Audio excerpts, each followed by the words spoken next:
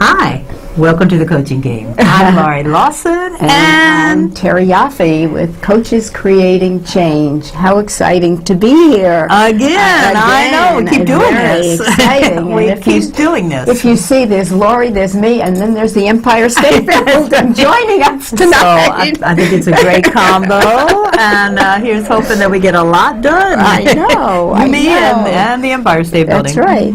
So, what are we doing tonight, Terry? What have we done and what are we doing? That's true. So, for the core competencies, we started out with the overall theme of setting the foundation, which was establishing the coaching agreement. Mm-hmm. And then we had the next grouping called co-creating the relationship, and that was establishing trust and intimacy with the client.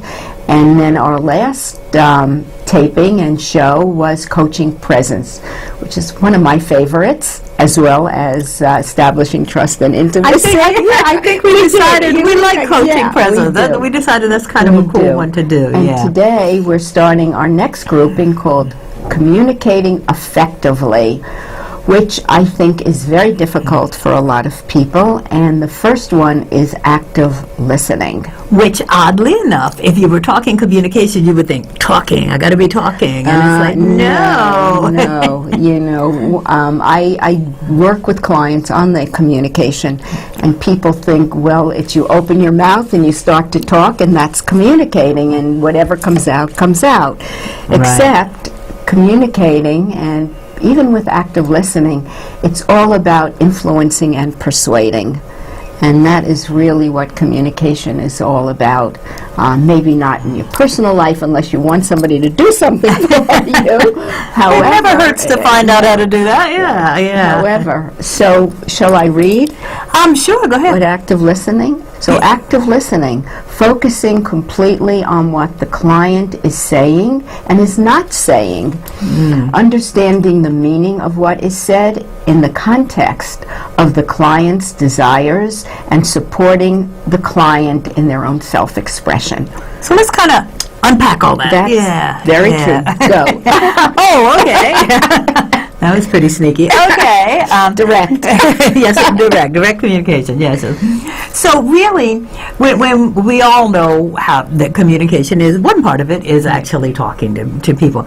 But active listening is also a part of communication, and that simply means that you are making the person you're talking to a part of the conversation. You are hearing what they're saying, as Terry said, and what they're not saying. And examples of what they're not saying is like,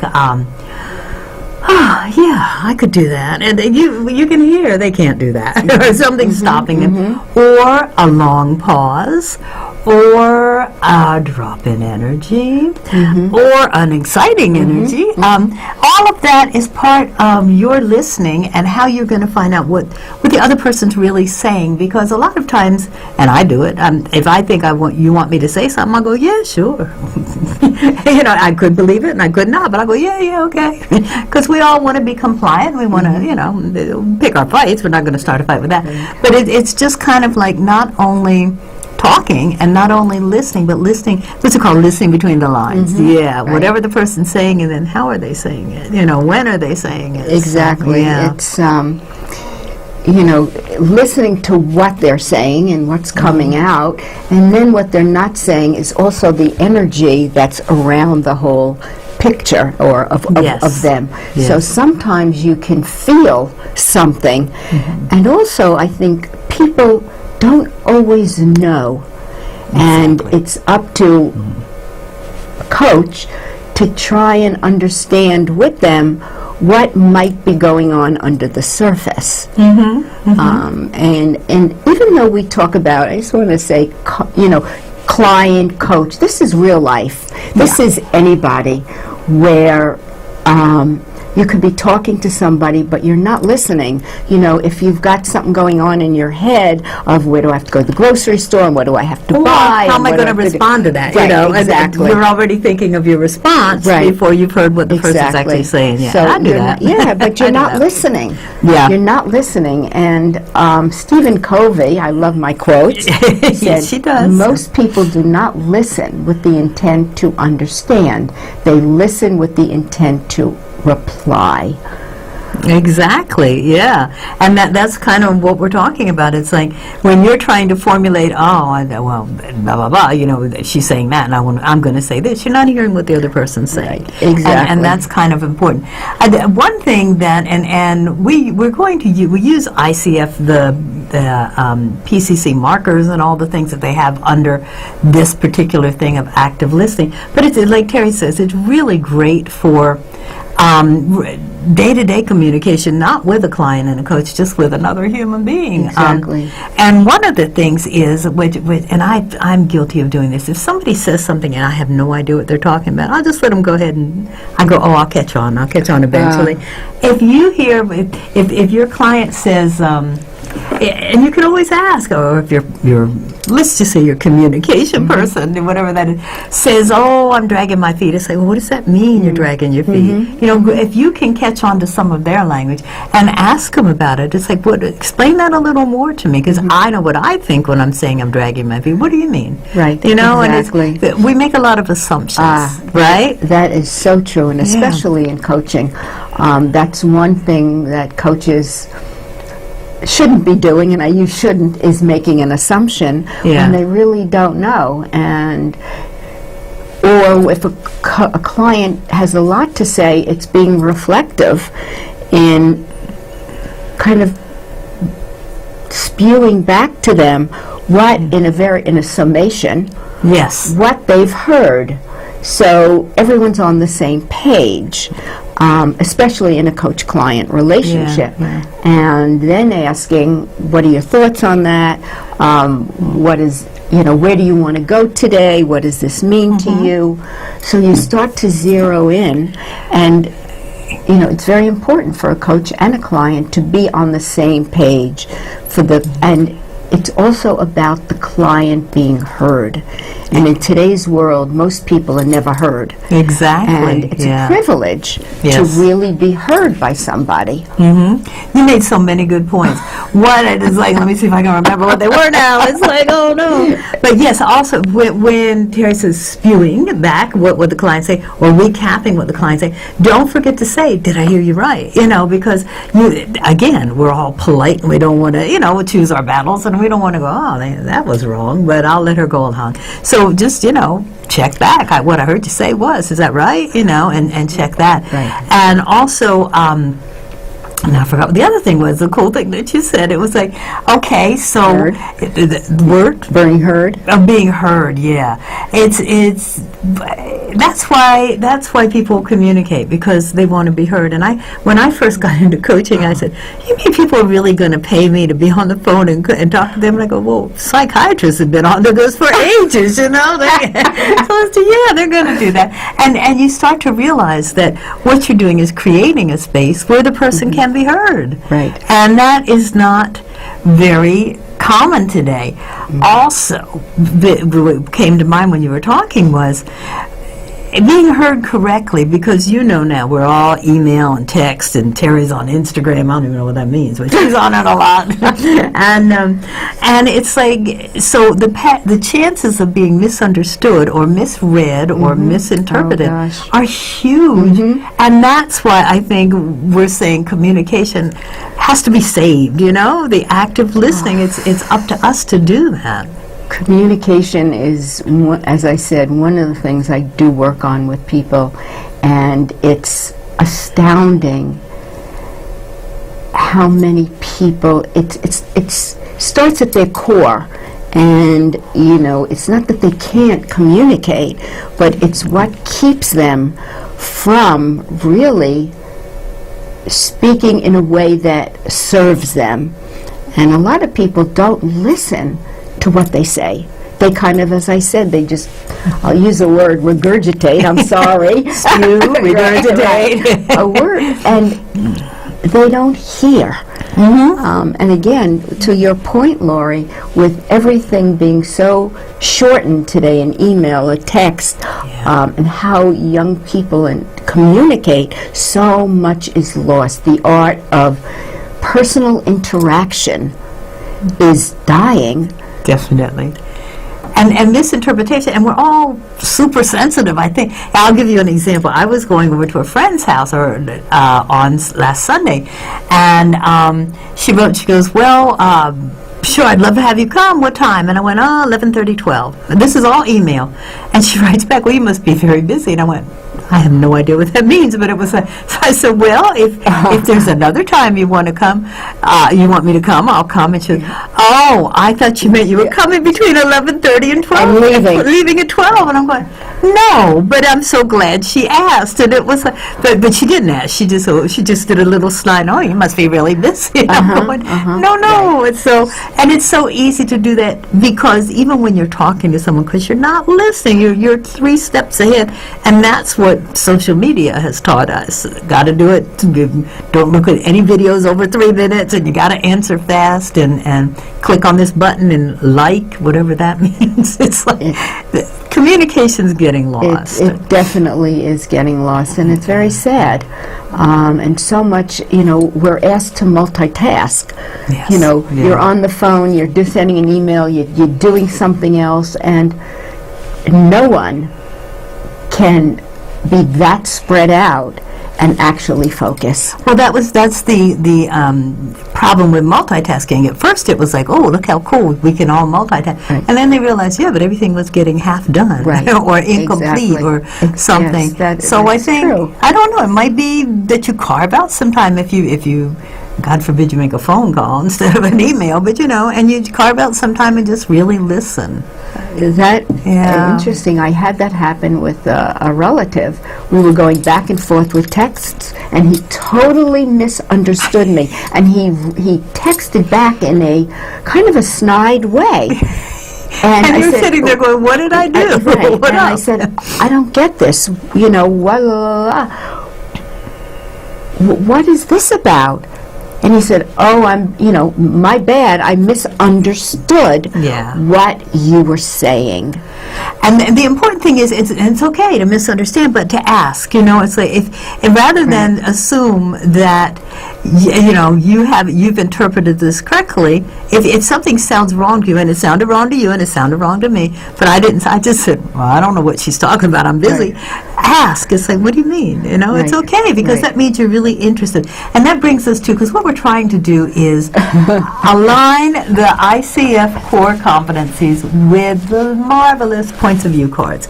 And the one we came up with, it's getting harder and harder, is point of view.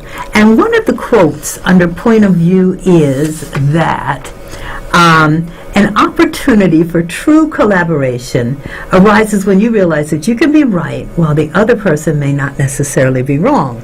And so both of you were right, and both of you interpreted it correctly, but different meanings.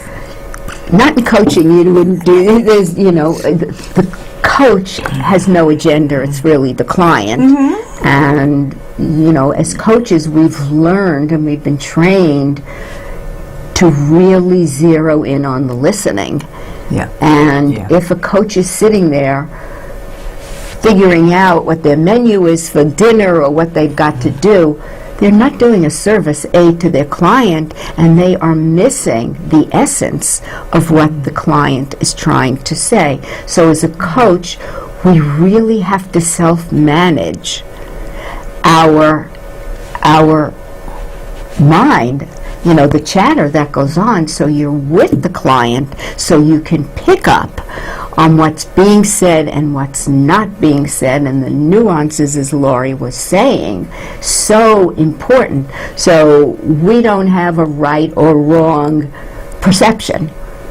It's up to the client, and if we have a thought, or not even a thought, an inkling that this isn't quite matching, and what's going on here it's the responsibility of the coach to try and kind of tease out what's underneath what somebody might be saying. That is such a great point, because to take it one step further, if you are in a coaching situation and your client is talking and all you have in mind is the goal, she said she wanted to have a plan of action to begin an exercise program, but you're hearing but the client's telling you, she's telling you, oh, but I'm afraid to go out of the house because I gained 10 pounds. And the exercise program, you really have to hear what they're saying. And you have to put even that agenda aside and go, you know what? And that's one of the markers also, that you explore the person's emotions. If you can hear that they're in pain or they're reluctant, or ask them about that, because it's great to keep that agenda in mind, because ultimately that's where you want your client to be happy. But if you're hearing other things pop up, you have to deal with them too, because that's all a part of the whole person. And that's what the active listening is asking you to do. Respond to the person as a whole, not as a goal, not as a ball of emotions, a little bit of both, just how do you see your world, and how are you perceiving it, and what other way can you view it, And also, it's interesting when somebody comes with a goal, I've got to achieve this. Yes. And if somebody says, I got to lose weight, and, I've got to get an exercise program, that's not always what's really going on. That's what they're perceiving it to be. So when you you keep in mind, okay, but what, here's point A and there's point C, but what's really going on? If somebody really wanted to be on an exercise program and they've got 20 reasons why they're not doing it, that's where you need to really zoom in, because it's not matching up, and figure out what's underneath, what's the obstacle, what is stopping them from this. And, each person could come with that same goal, but each one would be different. Definitely.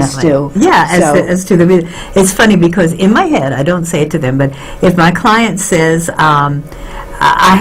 here's my problem, Laurie, and I'm going, okay, I know you think that's your problem. You've given me a symptom. Let's go for the source. Let's find out where it's really coming from. And that requires active listening. What are they really saying? They're saying, I need an exercise program, but really they're saying this and this and this is blocking me, and probably not only in the exercise program. It's probably a much larger problem. Exactly. But, they come with something and the whole world opens up, and then they'll say, wow, I got so much more than the exercise program.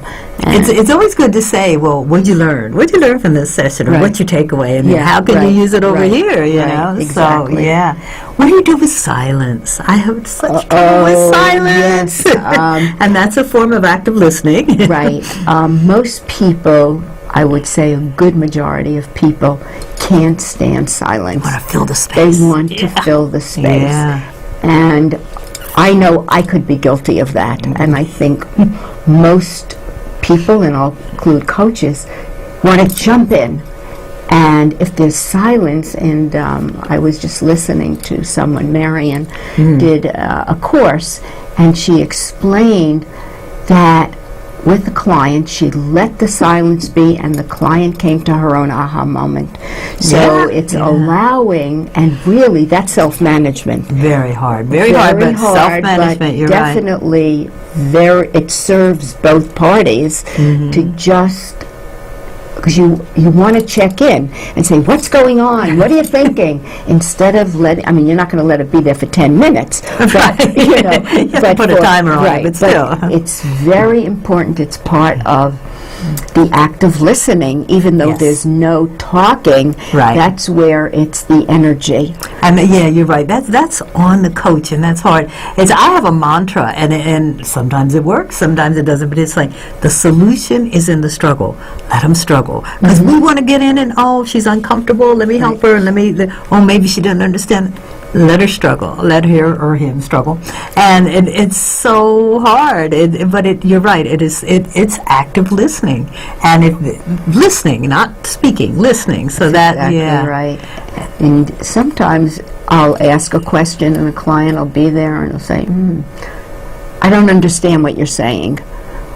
And I'll say, well, why don't you tell me what you think I said? Oh, I like that. Because I would be going, well, let me ask you another way. Good for you. Sometimes I'll do that. I like that. Sometimes the mind can't interpret or doesn't want to interpret what's being said. Yeah, or it's gone against the story that you love stories. Right. It's gone against the story they're telling themselves. It's like, well, wait, I don't have an answer for that because it's not in my storyline. Right, exactly. Yeah. And what you do is, obviously, part of our responsibility is to help them look at their stories and hold that mirror up enough times that they get to see the stories they tell themselves. Yeah. Which doesn't serve them, and that's part of the obstacle. And listening, the act of listening, is you're hearing the story, and therefore you can hold that up and mirror it back and say, is this, how true is this, or how does this really serve you? Yeah. So good point. Yeah. It's like there's so much.